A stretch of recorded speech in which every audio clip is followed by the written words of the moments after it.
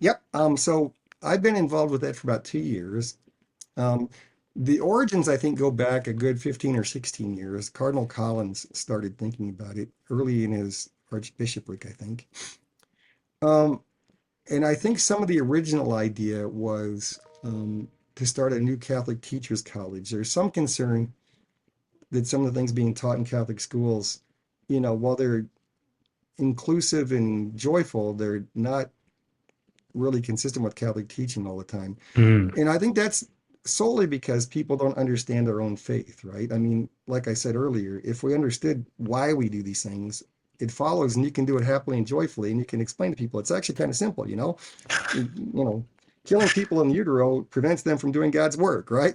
So, yeah. so we got to think about that. Um, and so, but then I think there was a realization pretty early on that starting a Catholic teachers college was going to be expensive and take a long time and was not a complete solution. So long before I got involved, people like Barry White, who is the archdiocesan liaison to Catholic education, they started collecting all the ideas about what St. Monica Institute could and should do. And I think really, for me, what it boils down to is St. Monica is sort of the poster child for Vatican II. Mm, It's kind of the central theme is providing formation for lay people, whatever their station in life is. If they're a lawyer, if they're a teacher, if they're a homekeeper, if they're well. One of the best examples I ever saw of stewardship was a quadriplegic lying in a hospital bed.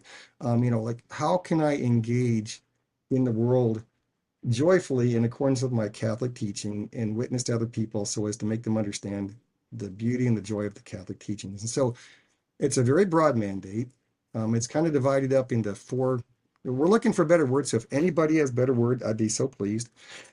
But four quadrants, which I don't know, I'm not happy with. But anyway, it's education still, parish life, family life, and then the public square. And so I got involved to the public square because there was talk about whether the Catholic conscience could help with the public square. And somewhere the conversation shifted, and I found myself starting the whole thing. So it's been really fun. And what I've done basically is I've kind of mapped out all the things I think any Catholic ought to have access to. And I'm trying to, it's not there yet, but I'm trying to build the website and our resources to where we can plug Catholics in wherever they want to be plugged without recreating the wheel in all cases, but creating new things where needed. So, catechesis is kind of turnkey. I just work with people that are already doing it. There's all kinds of traditional stuff that already exists, and I can just point people in that direction.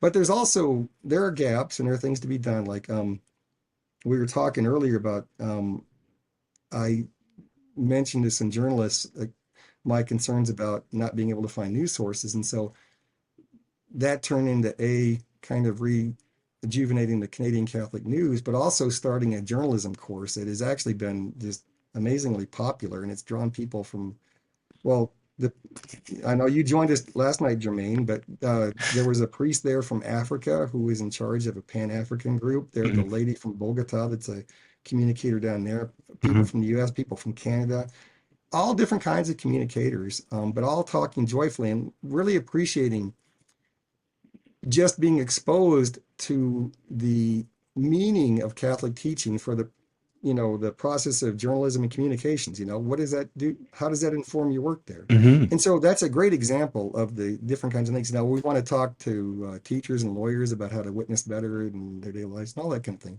But it all comes from them. So, Mhm. it's really just me kind of gathering and coordinating.